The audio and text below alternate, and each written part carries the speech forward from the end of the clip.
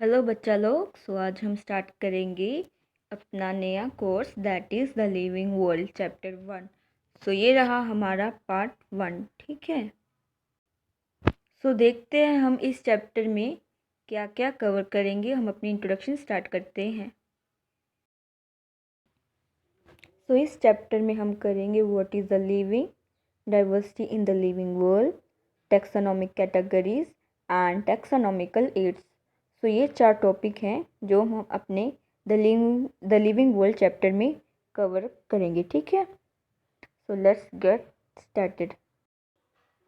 अब हम बात करेंगे हमारे पहले टॉपिक की, that is what is living. इस टॉपिक में हम कवर करेंगे व्हाट इज़ द लाइफ। ठीक है। लाइफ क्या चीज़ है। अब अगर ध्यान से देखा जाए तो हमारे इस क्वेश्चन के भी आगे 2 क्वेश्चन बनते हैं। वन इज, ऐसा क्या है कि जो लिविंग को नॉन लिविंग से डिफ्रेंशिएट करता है।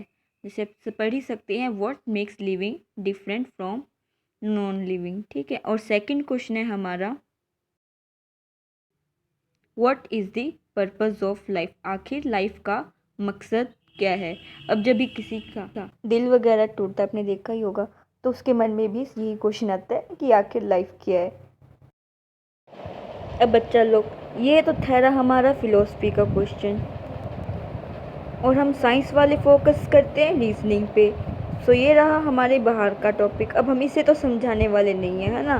तो हम क्या डिस्कस करेंगे कि ऐसा क्या है कि जो लिविंग को नॉन लिविंग से डिफ्रेंशिएट करता है। ठीक है बच्चा लोग। और जब भी हमारे माइंड में ऐसा क्वेश्चन आता है कि ऐसा क्या है कि जो लिविंग को नॉन लिविंग से डिफ्रेंशिएट करता है, तो हमारे माइंड में सबसे पहले आंसर आता है दैट इज़ द लोकोमोशन।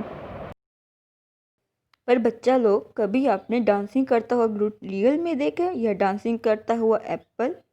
नहीं तो, है ना।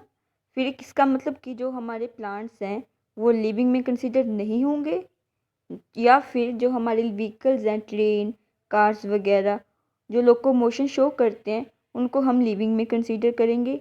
ऐसा भी बिल्कुल नहीं है। हम क्या कह सकते हैं कि जो हमारा लिविंग है उसको हम लोकोमोशन के बेसिस पे डिफाइन नहीं कर सकते। ठीक है।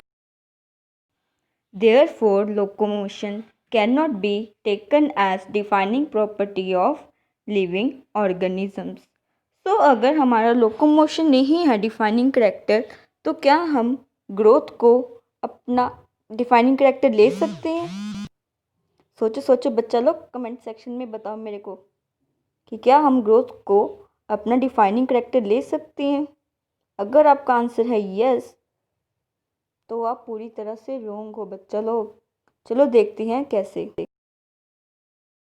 Before knowing why growth cannot be considered as defining property of the living organisms, one must understand the term growth. जब तक हमें यही नहीं पता चलेगा कि ग्रोथ है क्या, तब तक हम ये क्वेश्चन का आंसर अच्छी तरह से जान नहीं पाएंगे। ठीक है। अकॉर्डिंग टू आवर एनसीईआरटी, जो ग्रोथ है वो हर लिविंग ऑर्गेनिज्म शो करता है। ठीक है। और वो साथ में ये भी कह रही है, increase in mass and increase in number of individuals are the twin characteristics of growth. इसका मतलब कि अगर कोई ऑर्गेनिजम्स अपना मास इंक्रीज कर रहा है या फिर उसके नंबर ऑफ इंडिविजुअल्स इंक्रीज हो रहे हैं, मतलब उसकी पॉपुलेशन इंक्रीज हो रही है एक तरह की, तो उसे हम क्या कह सकते हैं कि वो ऑर्गेनिज्म ग्रो कर रहा है। ठीक है। जो हमारे मल्टी सेलुलर ऑर्गेनिजम्स होते हैं उनमें जो ग्रोथ होती है that is by cell divisions. A multi cellular organism grows by cell division. In plants, this growth by cell divisions occurs continuously throughout their lifespan.